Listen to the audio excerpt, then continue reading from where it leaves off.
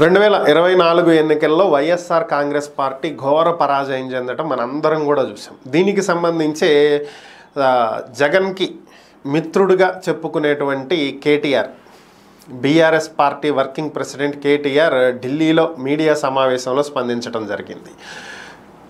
గత 5 ఏళ్ల నుంచి ఏపీ ప్రజలకు భారీ సంక్షేమ పథకాలను అందించినప్పటికీ కూడా వైఎస్ఆర్ కాంగ్రెస్ పార్టీ ఓటమి పాలవటం, జగన్ ఘోర ఓటమి ఆ పార్టీ చవి చూడటం అనేది ఒక్క మాకే కాదు దేశవ్యాప్తంగా ఇది ఒక సంచలనమే.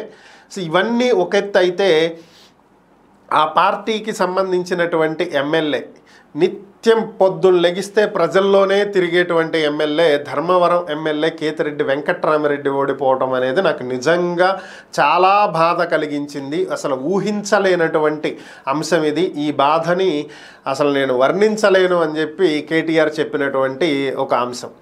సో ఓవరాల్గా వైఎస్ఆర్ కాంగ్రెస్ పార్టీ ఘోర ఓటమిని చవి చూసింది అనేది వాస్తవం.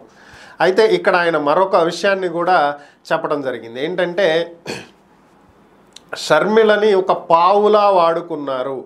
జగన్ ఓటమికి షర్మిల కూడా ఒక కారణం. షర్మిలని ఒక పావులా ఉపయోగించుకుని టీడీపీ లాభపడింది.